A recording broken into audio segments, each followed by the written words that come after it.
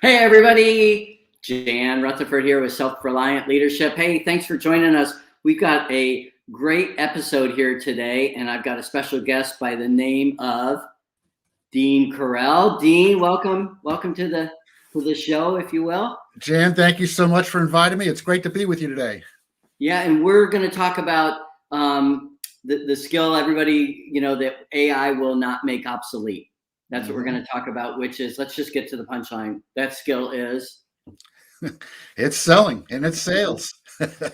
right, and we're gonna cover some misconceptions with that. But before we do, I just want to let everybody know who you are. For those of you that don't, Dean is a career development coach, sales trainer, the instructor of 14 courses, and those 14 courses on LinkedIn Learning have had over 1 million views, which is a lot. He's been in senior leadership positions for more than 3 decades with major publishing companies, including Wiley, where he was VP of Sales.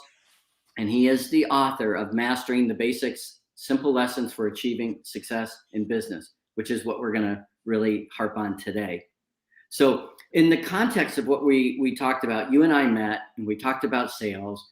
And I remember saying, geez, a lot of the veterans that I helped transition from the military to the business world have all these misperceptions of sales. They're focused on their resume. They're focused on LinkedIn profile. And I'm like, I think you should just take a basic sales 101 course, because everything in business is about interpersonal skills and influencing people and selling ideas, whether you're selling, out commodities out, externally or not. What say you? Well, it's so true. Oftentimes we get intimidated by the word sales, or we get nervous by the word sales, or as you said, there's misconceptions or perceptions that we all have of what a salesman is. And sometimes that comes from movies that we watch, through the years, whether it's The Wolf of Wall Street or Alec Baldwin, the line always be closing, in other movies, Tin Men. And we think that salespeople are always like that. And that's the farthest thing from the truth. There are manipulative approaches that are out there, but the vast majority of salespeople that I work with, and the way I've always sold through the years, is just by being myself. And I think that's an important skill set for all of us to learn, no matter what profession we're in. Yeah, exactly. And real quick, I just put something in the comments. Hey, let us know where you're calling in from, and it looks like all over the world. So welcome. And again, we welcome your questions, and we'll post those up and get to as many as we can. Dean, there's 2 books up there that a lot of billionaires and super successful people have said their success is attributed to. And it's not one of mine or your books. Okay. One is written in 1936, Dale Carnegie, How to Win Friends and Influence People.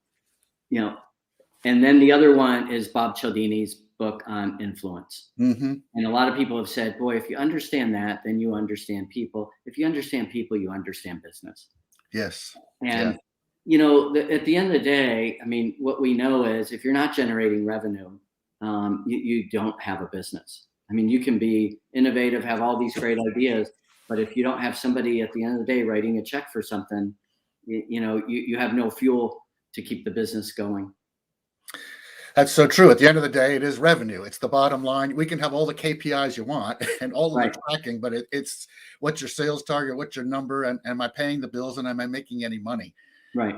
It's interesting. I have that, I have the Influence People, Dale Carnegie's book also on my shelf.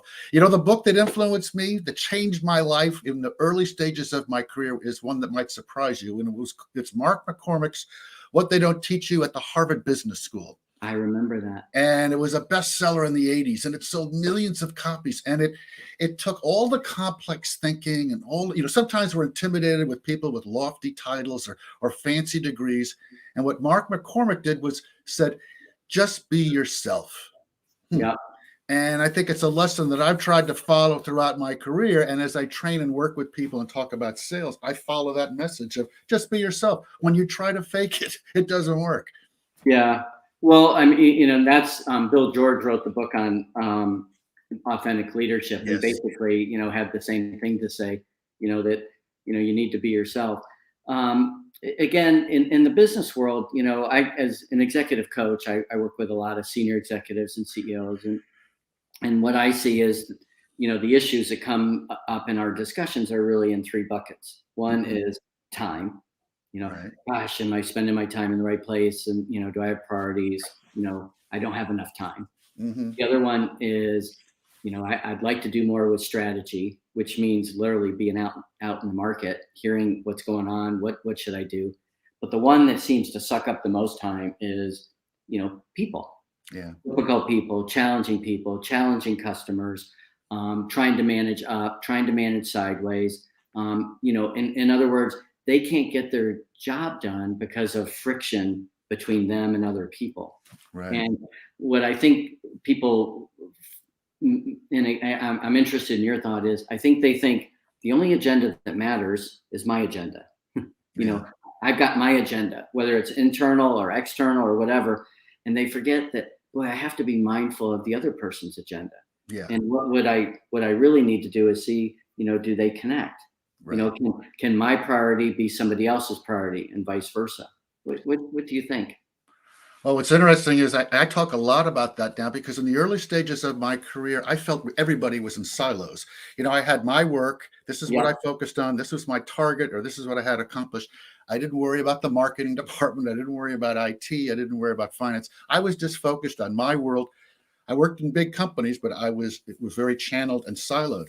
In this day and age, if you're not working in collaboration with other departments as a team and solving the needs of the customers or clients that you're working with, you're not going to be successful. Our customers, our clients don't have the patience to deal with the inner workings of our companies if we're not, collaborating well or working well together. So Yeah. I think that's been a major transition. Certainly I've seen in the past decade of that collaboration and working together with other departments. Yeah, I think it'd be helpful from a self-awareness perspective to look in the mirror and say, am I easy to work with? Oh, yeah. Am I making other people's job easier or harder? Yes. So That's on my list of things that I talk about for salespeople, and in fact for all of us in business, is the importance of emotional intelligence. It is being aware. It is understanding what the other person is going through, our client, our customer, and ourselves. And I wish early on I had studied or even known about emotional intelligence. Dr. Daniel Goleman's book Emotional Intelligence, which was the Bible of this 25 yeah, years ago when that came out. And I have learned so much just by following those practices. And it is such a critical skill set of emotional intelligence, being aware and listening. yeah, yeah. I always say, awareness, it comes in three components. One is like, hey, I know I'm impatient. Mm, But the second part is, do I know what effect that has on other people? right. And third, do I have the ability to regulate an emotional response that's best for the other people, not what satisfies my own pride and ego? Yeah. So, well, you've got a list of top 20 qualities of the best sales professionals. And, for purposes of this talk, I mean, we could call it the qualities of best sales professionals. We could call it the best qualities of collaboration, of Hmm. interpersonal skills, of emotional intelligence. The first one at the very top you've got is something we see in all the great guests we've had on the podcast is they're curious. Yeah. Yeah. That is for good salespeople, you should not be selling. You should be trying to learn. And it is being curious. What's going on in your business, and it's doing research about your business before I've met the client, and planning and preparation for that client. And so being curious, again, it covers any job. I mean, you Yeah. could be in IT, you still have to be curious and understand what the needs are of the various departments you work with. In marketing, curiosity is important.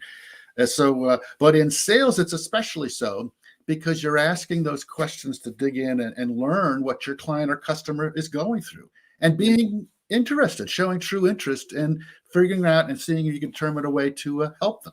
Yeah. And curiosity is one of the things I think that you have to hire for. That's a Yeah, hard skill to develop in other people. I mean, it has to be from within. yeah, Um, this is a good one, and I hope we get some questions on this one. You say that they need to be confident and believe in their abilities, and I'm wondering, I agree that salespeople need a certain amount of swagger, but what happens if you got a little too much of that? What do you need to have that balance with, do you think? Oh, there's a real balance there because we all know that salesperson who's a little too smooth, right?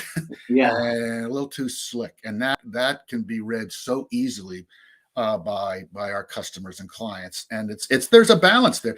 When I say believe in your abilities and be confident, that's so much easier said than done. And I think the trick throughout our careers, it's a roller coaster. Our confidence. We feel really good at times, and we can feel really down at times. Um, I have something in my wallet that I've had for more than almost 40 years. And it was when I first got into business and I was in sales, and it was tough. I didn't know what I was doing. And I'm thinking, my goodness sakes. And I had one of those days where I wrote down, think back and always remember May 15th on this date, because it wasn't too good. And it was something, ironically, I keep in my wallet because I refer to it every once in a while. Certainly not every week, Yeah. certainly not every year, but every once in a while I refer from my 30s and my 40s. And now in the later stages of my career, when I left the corporate world 6 years ago, I said, I want to do something different. Well, about 4 months later, I said, what the heck did I just do? I was the senior vice president of sales of a big publishing company. Now I'm doing my own thing. And my confidence was a little low, and I referred to that note. So we all go through those, highs and lows. And it's very easy to say, believe in yourself, Jan, you're going to be great. You're the best. But it's how you balance all of that. I think that's a good word to add with that phrase. Believe in your abilities and believe in that balance of the highs and lows of our career and life. Yeah. And I've seen, the people I coach, even senior executives, Mm. they have a lot of confidence. Obviously, they got to a certain point, but there'll be some things where they take some digs from peers or their boss, and you see their confidence go down and their swagger. Yeah. And their effectiveness with other people. And I find that sometimes in coaching, I'm trying to help the people get their swagger back and balance that with a great deal of humility, of course. Yeah, that swagger is. I think it's the trick of being a CEO sometimes is you're able to hide that. You have that swagger, and when you're having those down times, you're able to bury it so people can't see it. Right. And but we all have it, whether you're entry level or whether you're a CEO. There are moments when you doubt your abilities or doubt the path you're on. Yeah, I remember when I was selling out in the field, I bang on 16 doors a day and hope to get into 8, positions. And I remember at the end of the day, like a 4:30 call, I'd be like, oh. And I would lower the visor of the mirror and I would look in the mirror and like Ray Schneider and all that jazz, I'd go, it's showtime. And I'd realize, I'm going to get, what I give. Right. If I'm down and that, I'm going to get that back. If I'm upbeat at 4:30 and excited to be there, I'm gonna get that same energy back. But it wasn't easy. No, it's not easy. But people can read if you're upbeat and smiling. Well, that goes back to emotional intelligence of how people perceive you and are aware of you. If I'm talking here like this, Jan, talking to you like this, that you can read me very well. But one of the things I'm fortunate with, just my style and personality, is I'm pretty upbeat most of the time, and people can read that. I try to smile. I try to move my hands and let people see that I'm enthusiastic in being with them in a controlled way. I mean, obviously, with some people, if I'm calling on a lawyer, I'm not going to be going and doing cheerleading dances. You know what I mean? So it's knowing your audience and being aware of what works in each environment, each situation. Yeah. Well, we said, we advertise this as, hey, what's the one skill that's not going to be replaced by AI? And hopefully everybody's getting that is, the ability to influence other people, judgment. But, we did get a question from Mohammed, and he's saying, do you think AI is going to expand in the Middle East in the next 5 years? I don't know that we can answer that. But I think, one of the things that you talk about is making sure that we do embrace new technology, as a means to be more effective when we are trying to influence other people. Yes. What's your thoughts there? Well, I'm a big believer in all the new technology that has come along. Sometimes we get afraid of it. And I said, I'm so used to doing it this way. Now you're giving me something new to learn. And, we are both dating ourselves here. But I mean, again, it's when I first got into business, my technology was a typewriter and a calculator on my desk. And, I used to run off airplanes to get into a telephone booth, and if you don't know what a telephone booth is, you're gonna have to Google it. But we ran off planes so you could get to a telephone and call your customers. And now we have all of these various tools to do our business better. And whether it's a laptop, a tablet, phones, and AI tools where we can track and analyze of how we're calling and working with people, it's to help us be better. Now we can get overwhelmed with that. So it's the balance in our companies and organizations that you don't need to order everything. You need to order what works right for your companies. And these tools make us better. I talk all the time. The biggest advancement in my career has been the use of the customer resource management software, how we track our data, store our data, and most importantly, share our information with other parts of the organization. Going back to what you talked about of collaboration. So a lot of salespeople hate CRMs because it's, I got to enter the data. Well, we all need to be trained on how to make it not an administrative task, but part of our sales process. And it also has to be used, and I think all of the technology used to be, give it to the sales organization, let them use it. It has to be used by everybody. Right. And from the CEO to the sales support person, everybody needs to use the CRM and own the CRM. So yeah, well, I launched CRMs in a big pharmaceutical company back in the early 90s. And I remember even back then we launched that before we had email available. Yeah. Wow. And at first it felt like a management tool, to get reports instead of, to have a competitive advantage. But to me, and again, this is a little bit of a plug for LinkedIn. I think LinkedIn has been the game changer. Yeah. Technology, because there's no reason you should go into a meeting and not know something about the other person at this point. I mean, there should not be anything that's a cold call or a cold meeting, based on our ability to search and find out about companies and people. And again, not to be stalker, No, be informed because we're curious. Yeah.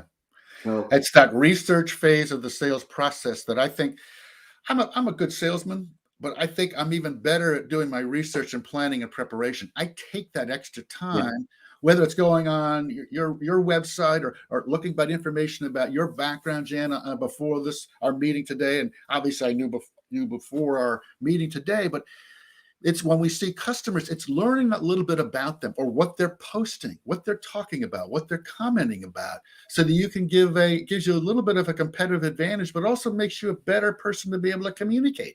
You've taken that time to learn about them. Yeah, and we got a great question here from Catherine.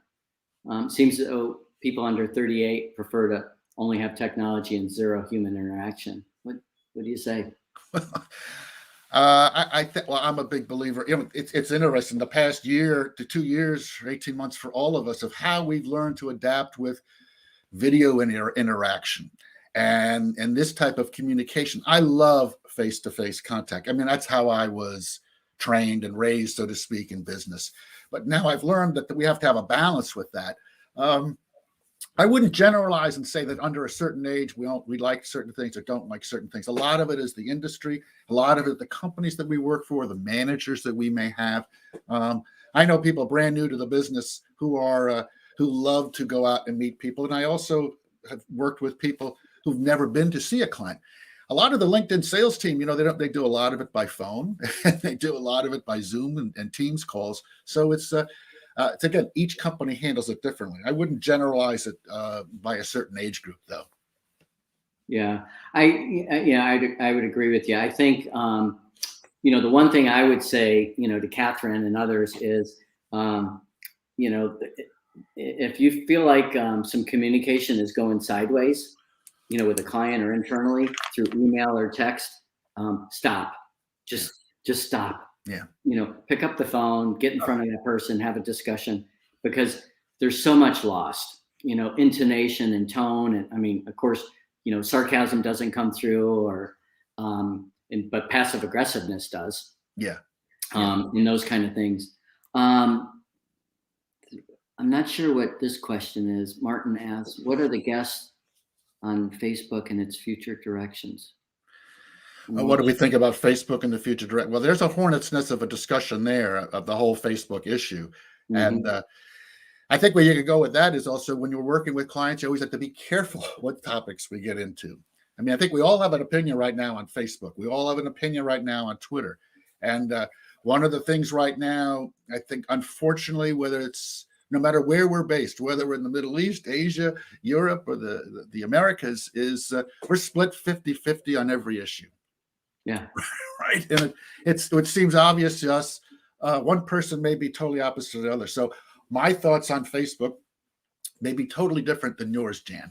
And so you always have to be careful as we talk about, what's going to be happening, the future direction of any of these businesses, any of these social media outlets. And Yeah.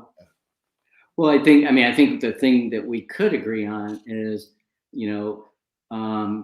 all this opens up lots of channels, and it has the opportunity to do a great deal of good, and a lot of these, it can be misused. yes, I think we could all agree on that.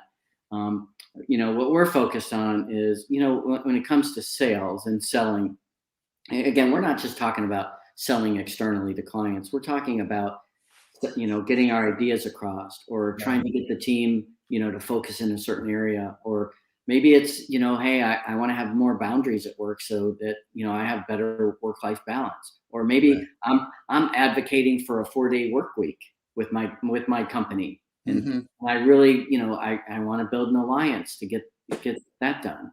So there's a lot of different things there, but Martin, we definitely appreciate the question. Let me go to another one here. Let's see. Yeah, I think we can agree with that, Dan. Yeah, that's a preparation. That's been my mantra that I learned from my very first boss. I was very, very lucky. I had a great first manager, 22 years old.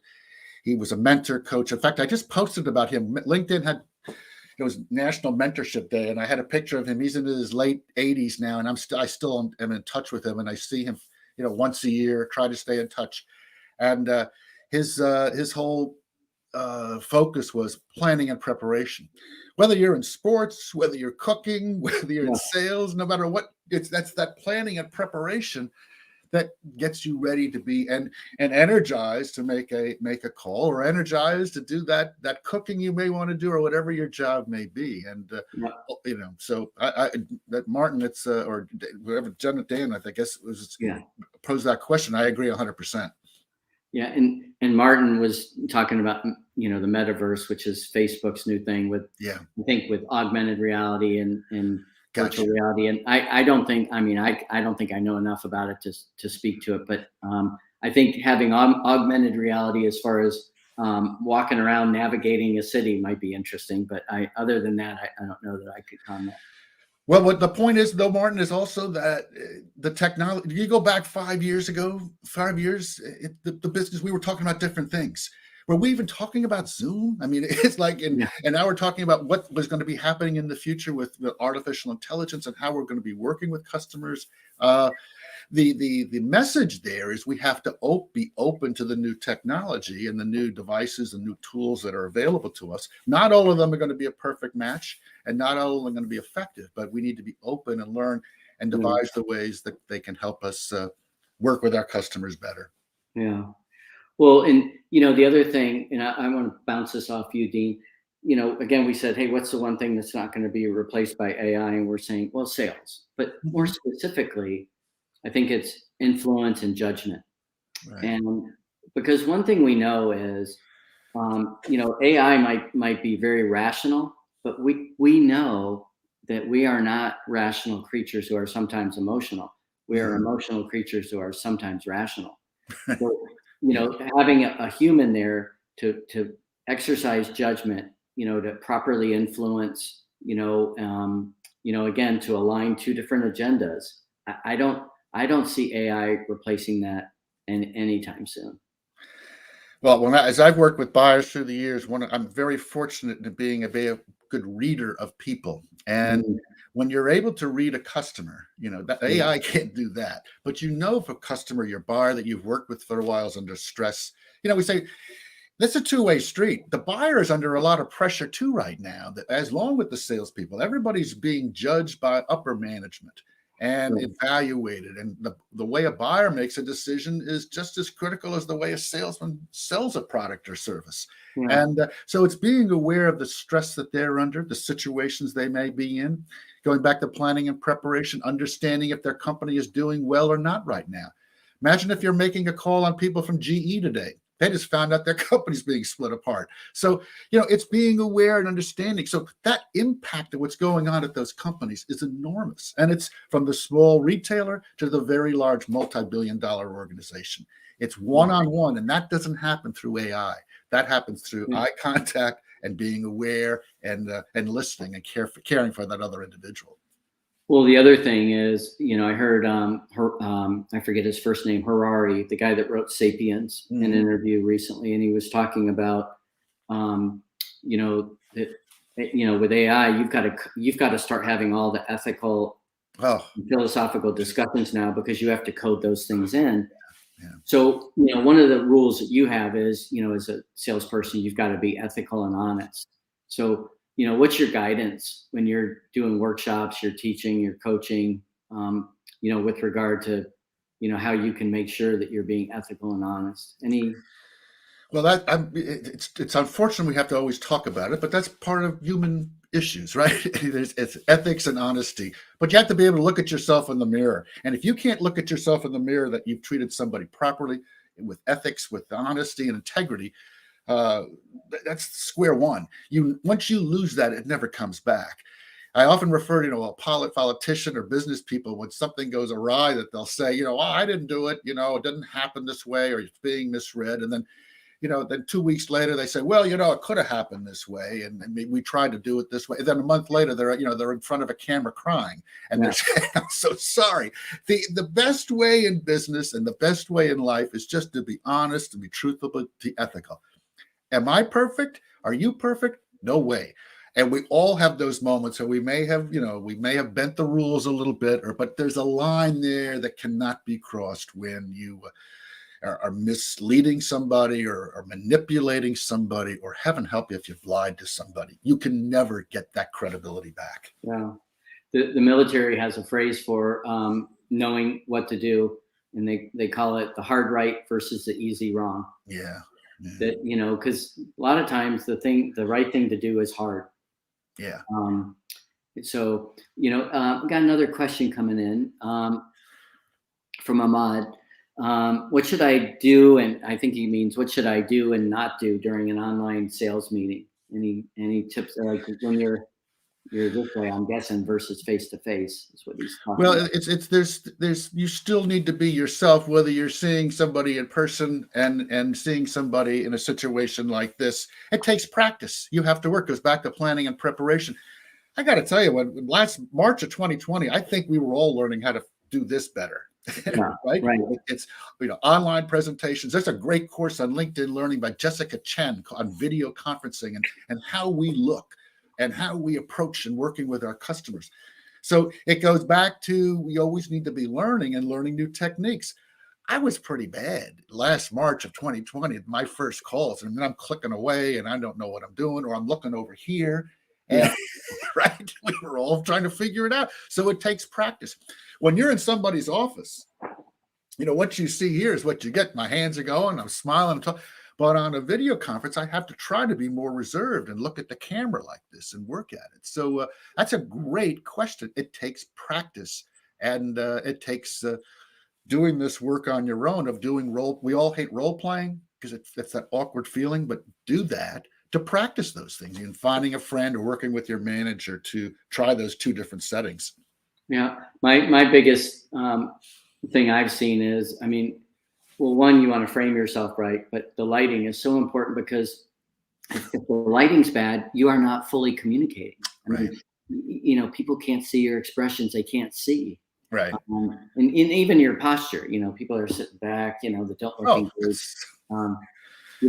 One of the things I do, you might be able to tell, is I'm standing. And standing up, I can be a lot more animated than I can if I'm sitting. And I'm a lot more energized standing. Yes. Now I've noticed that as I've watched you on presentations or we've had meetings with LinkedIn, and I always notice that you stand. And it's ironically, I live in a small house. I'm in my basement right now, so it's a basement office because of COVID. I had to go here. I also have a direct internet connection. You talk about getting your connections and connectivity better. So I'm direct on the internet here versus doing wireless. So lesson learned. When we've all been there on that call where all of a sudden you're like, Yeah. Oh, I've had, especially on StreamYard, I've had some issues where it lags. Yeah. Well, these are, this goes back to, one of the things that I learned in sales early on was, the controllables.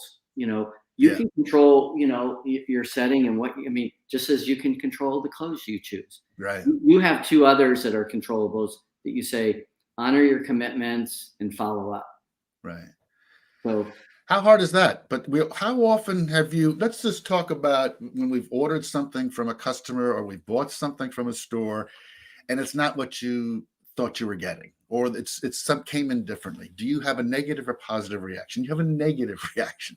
If I tell you, like today, Jan, I'm going to be coming and talking with you 10 minutes before the hour, before we started this broadcast, I'm here early. I was there. And it's honoring the commitment. It's not saying at 9 o'clock this morning, Jan, I can't make it today. Yeah. It's honoring commitments, whether it's in business or life or our personal life. And and follow up is if I say I'm going to do something, you do it. And but aligned with that is also remembering you can't say yes to everything. It's a message I talk about. It's very easy to say, well, don't do everything. But we're often falling into the trap of saying yes to everything. Oh, I'll do that. I'll do that. So the lesson learned is you have to learn how to say no, so that you are always there to follow up and honor your commitments. Well, you talk about prioritizing and keeping things focused as a general rule, and a lot of that is saying no to things. Yeah, that's a process of learning throughout our careers. I think early on we want to say yes to everything so we don't miss out on anything, and we overcommit because we figure we're going to fear of missing out, or fear of not being in that meeting or meeting that boss or meeting that customer. And as you go through life, you learn that you can't do everything. And for me especially, I'm one of those people who needs to really focus. And I'm old school. I still have my files and paper folders, and my desk is really organized and it's all set in place so that I can really give my true focus to what I want to talk about today. So in fact, right in front of me are some of my notes. There's information about you that I have here. So that's how I work. But we're all different. You have to find what's comfortable for you. Yeah. Well, let me just switch gears a little bit on I think a really important skill that you talk about, and that's networking. And again, I could just sense everybody's hair on the back of their neck. They're like, oh, networking. But it is so important internally and externally. What's your counsel? And it's funny why you said that. That's actually one of my lines. I said, you say the word networking, and immediately everybody goes like this. No, please.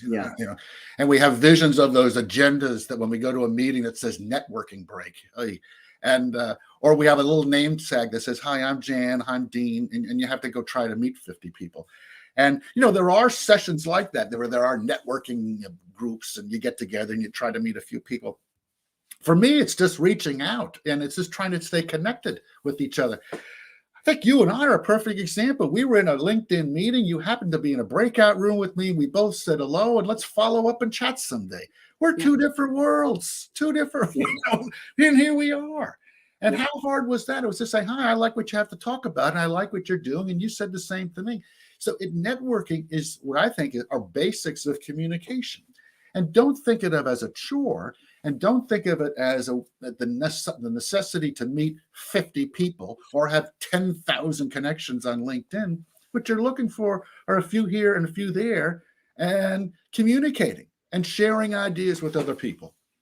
Well, and to me, it ties into being curious. Yeah. I'm curious. Like, where are you calling in from? You're in New Jersey. I'm in Oregon. Isn't that interesting? Again, you and I have been in the work world a long time. 30 years ago, what we're doing, the work we do, would have been impossible. You're right. I mean, almost impossible to do all this. So we're talking about technology, the good and Yeah. the evil of it. I mean, all this wouldn't even be possible. It's so Um, true. It's so true. I, And it's say, people always say to me, Dean, you're such a great networker. And I don't know what I do. I just say hello to people. And I am curious and I ask what they're doing. And I have loved the fact my experience, for example, with LinkedIn and LinkedIn Learning are meeting other instructors and meeting yeah, somebody like you and learning about your background, your work in the military, and how you took that and built a whole career off of that. And then I think we met, so to speak, indirectly because I watched your course Grit. And I went, yeah, wow, what a great course. And, in that course, you had the producers and directors, and some of them I had worked with my courses. And I reached out to them and I said, boy, what a great course you created with Jan Rutherford. And, so that was all part of that networking. And then yeah. lo and behold, we met. I wrote you and I said, what a great course. Well, and what I find interesting is, there's a lot of people that, are experts on sales and sales Mhm. training, but, a lot of them are real like techniquey, which is Yeah. a turn off to me. I mean, I like the fact that a lot of this was about, just, kind of like Dale Carnegie, how to Yeah. win friends and influence people, how to be authentic, how to be curious. Um, we've got one up here. Martin asked about, networking via social events. Well, I think that's where people get afraid sometimes because you say, I got to go to an event where there are 50 people in a room and you're all sitting around or talking and moving around. And it's intimidating at times. You walk into a room and some people are already talking and you're alone. And I think you have to approach those things as I just want to meet one person and go to that one person, say hello. And that goes back then to what do you say? Hi, I'm Dean Karrel. I'm a career development coach, a sales trainer, the author of 14 courses on LinkedIn Learning. And that's your opener. I mean, this is what I do. So you have to have that 10-second line of who you are. But don't look at it as trying to meet 50 people at those social events. If you meet 5, that's great. It's having an objective when you go there. You're not going to try to meet 50 people. You're not looking for 50 cards. Meet 2 or 3. And, Yeah. that's and approach it with realistic expectations. Well, the Carnegie book, which we've mentioned, can be summed up in 4 words: be interested Yeah. versus interesting. Mm-hmm. And I see this all the time, often with veterans that are getting out. I'll meet them and they'll go, "Well, let me give you my background." Right. Well, I mean, all I need to know is you served. That's all I need. And I appreciate your service, your sacrifice, that of your family. But I would be much more impressed if somebody said, "Hey, tell me about what you do. Tell me about what you've learned. Tell me about what you wished you'd known about the transition." Right. I mean, because what everybody wants to talk about themselves, but if you go right into, "Let me give you my background. Let me tell you what I'm looking Yeah. for," it's really tough. But if you're really curious, then at some point you're like, well, I wonder where all these questions are coming from. Hey, Right. here's somebody you need to meet. Yep. Here's somebody that's lined up with you. And again, I don't think that's any different networking than when you're selling, when you're trying Right. to build better relationships with peers and, Mm-hmm. and bosses and even what we call subordinates, people that are direct reports. Well, I take it back even further. It comes down to just human skills of just saying hello. Some people and smile, say hello, and greet people. And I don't think that's rocket science, but for some people, it does take a little bit more. That's been my thing. That I'm not doing cheerleading and waving my hands all the time to greet everybody. But when I see somebody, I say hello, and I do show interest. And I don't connect with everybody. It's the people I think that I would work well with, or I may be able to help along the way. So Yeah. What's your counsel here for Ahmed? You finding the right people is not easy. Nobody has time for every contact. How do I find the right people and not waste my time with others? it's fine tuning, and you're not everybody you meet is not going to be an angel. So it's like it's being selective, and it's okay to be selective. If somebody's not connecting, you don't feel they're the right person to meet or work with, move on. Just say, hey, it was great to meet you. Nice, have a great day. And It's also, and then it changes through the years. Some of the people I knew 15, 20 years ago, I'm still connected with and I still maintain relationships with. Others, boy, I haven't seen in 10, 15 years. It is an evolving situation. And I don't know thousands of people. My network is really small. I have a lot of connections, but the people I work with is really smaller than you think. So that's a great question. It's not, I'm trying to meet and have all of these connections, and they're all not going to work. But if something does look like it could be fruitful, we'll try to cultivate it. Well, I think part of it too is having the mentality of being a giver versus a taker. Yes. If you're just looking for people that can help you, I think you're going to come across as pretty selfish.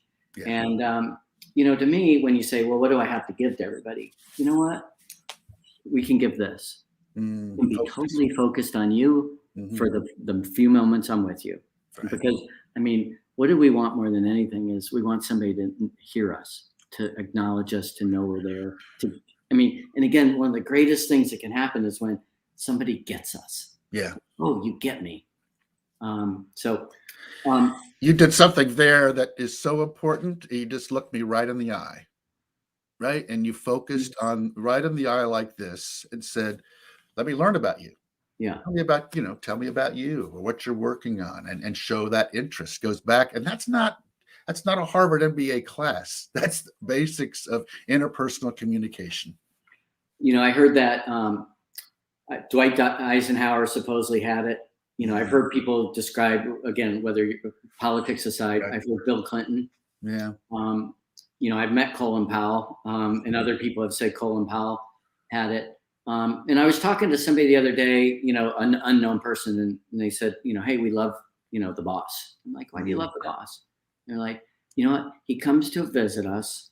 He's super busy. Oh my gosh. I can't imagine all this stuff. I've never seen him open his laptop. When he's with us, he's with us. Yeah. And you think, how hard is that? Right. If you want people to bust their butt for you and work for you and to be all there, all you have to do is give them your time. 100% attention. The CEO who's in the back of the room and got their phone doing this while the presentation. Oh my goodness sakes. That's wow. You want to know how to disrupt an organization? And then before you go on, though, you mentioned Colin Powell, and it's funny. I just took out his book. Unfortunately, this book, again, forget your politics. Yeah. This is, it worked for me. The first 200 pages of this book are out. And I used to give out a book to the people I worked with a couple times a year. And I gave this book out saying, again, we're not talking politics. We're talking his leadership techniques. The first 200 pages of this book are outstanding of leadership tips. And so when he passed, I took it out again and I reread it. And I said, what great lessons he had in here. Yeah. And it's just a marvelous, marvelous leader. Yeah. That cared for all levels. Cared for the entry level private to all the way up to the senior brass. Schwarzkopf was like that too, right? From the entry level private to the senior level, within the military, and it's that ability. Same within a company, the CEO who can relate to the brand new support person to somebody who's a senior vice president. Yeah. Real quick admin thing. Let me just cover this with Mohammed. We don't have any sort of certificate for this, what we call office hours, but I know one of my courses has a certificate, managing in difficult times. Dean, I'm sure a bunch of your courses probably have certificates associated with them. Anyone that you want to mention in particular? Well, I think anybody who's like a little nervous about sales and wants to learn about sales, my entry level course is Prepare Yourself for a Career in Sales. And I don't talk about sales. I talk about the skills basically that we're talking about today. It's working with people, listening, being curious. And so that's available. It's actually available free right now on LinkedIn Learning. Yeah, good. Free. It's interesting. We interviewed on the podcast, on the leadership podcast recently, a guy named Michael Dowling. He's the CEO of Northwell Health in New York. 75,000 people report to him. He's an Irish immigrant who grew up in a cottage that had a mud floor, no plumbing, no electricity. And here he is, the CEO, a counselor to governors, the Grand Marshal in the St. Patrick's Day Parade. Literally the American dream. And when we interviewed him, here's the compliment coming, Dean. When we interviewed him, there was nothing fancy about what he said. It Mm, was all just good old common sense Irish, yeah, stories. There was nothing fancy about what he said that it takes to effectively lead. And that's, what I'm hearing from you is there's nothing fancy about what you're saying. There's no special technique. Um, this is a lot about, being a decent human being. for, yeah. for I talk all the time about the fact I was a B student. We're all intimidated by these A students of the Harvard MBA, the Stanford MBA. I was a B student, and I kiddingly say I got to be a B student because I got an A in bowling my senior year, which got me to a 3.0. And it's like, but so how do you become successful, or how do you do well, or how do you reach the level of your potential? And I think it's by mastering those basic skills that we've talked about today. And and you work hard, and you have basic ethics. And we get into talk about sales, you get intimidated. You hear these things about the Miller-Hyman method, the Challenger sale, and all these advanced methodologies. And I talk about show up on time and smile and listen, take good notes, follow up, be good to people. Yeah. And the last tip you've got, and we'll kind of close out our conversation is, and this is the hardest part in sales, in anything, is knowing when to ask for the business and close the sale. Right. And again, this isn't just about external selling. This is about influencing people. Yeah. So what's your tip there? Well, the first thing that people ask me all the time is, how do you close sales? And I always say what's more important are all the other steps before that in the sales process. And if you've done a good job with discovery and asking questions and follow up and working with the buyer and realizing you're going to get objections and they're going to be no's along the way, that the close should come easily. It's looking for those signals of, what are we missing? I think we've checked off all the boxes. How do we move forward? How do I help you move forward? What else is there? So there are some, statements and questions that you can ask that close that business. But we're fearful of rejection, which of course we are. We don't want to hear no. I don't want to hear no. You don't want to hear no. But that happens. Or Yeah. some people just don't want to buy. They're like going in the whirlpool, and you'll have to learn when to leave the whirlpool, and you come back 4 months later, 6 months later. Yeah. But there are cues that you hear and say, let's do it. How are we going to work together on this? How can I help you move forward on this? And that's what I think closing sales is. But again, we're so conditioned to seeing the TV or the movie where somebody's manipulating the close. And I'm more of a person who says, how do we work together to move forward rather than close? Close sounds weird. So it's how do we do it together? Yeah. Well, I'd rather get a no than a maybe. Yeah. You move on, I move on. The co-host I work with, Jim Vasilopoulos, he always says the way he closes is, hey, Dean, I like you. I think you like me. Yeah. Let's work together. Yeah. And it sounds corny, but I mean, ultimately, companies don't buy from companies. People buy from people. It is a relationship. And is there a connection? Is there perceived trust in that the future is going to be better than the present? That's the big phrase now is, the buyer first philosophy moving forward post-COVID is how we have this buyer first philosophy. It comes back to trust, becoming a trusted advisor. If you're perceived as being manipulative or not all there or not being fully truthful or you're being too salesy, that trust fades quickly. Yeah. And but I don't want you to go. I wanted to point out one more thing that you talked about that you have on your site, that you talk about your philosophy, which links very closely with my beliefs. So Sparta's discipline, Socrates' self-awareness, Aristotle's courage. All of these are sales issues. Emerson's self-reliance and Thoreau's reflective seclusion. That's sales. All of those 5 pieces of your philosophy is what sales. It relates to a lot of different things, but that's sales. Yeah. So I took good notes. Oh, good. Well, I appreciate that, Dean. That's very kind of you. As we close out, what would you like to leave, the listeners with, whether it be a final thought or even a challenge, something to think about. And again, going back to what this topic is all about, the one skill that will not be replaced by artificial intelligence anytime soon. But I think the important lesson for everybody is it's always be learning. Whether you're 22, 42, 62, it sounds like a catchphrase. It can't be a catchphrase. I use the example when I was 60 years old, I went back to NYU and I took courses and coaching and training, and I was with people half my age and twice as smart as me. It re-energized me, motivated me. It was terrific. So throughout your career, it's learning new skills, enhancing your skills, and it's okay to raise your hand and ask for help. There's nothing to be ashamed about, especially what we've learned over the past 18 months, where it's been tough for a lot of people to navigate what's going on. Ask for help, reach out to others. And if you're in difficult situation, if you're in a company that's not listening, I'm not saying you leave tomorrow, but you need to develop a path for finding a more productive future. And that's a philosophy that's different than you and I followed, when we first got into business or when you left the military. Jan, it was, used to say, stick it out, work with the company, find a solution. I'm of the school now of keep your eyes open, keep the paths in a positive way, because that's how you're going to enjoy life and enjoy work.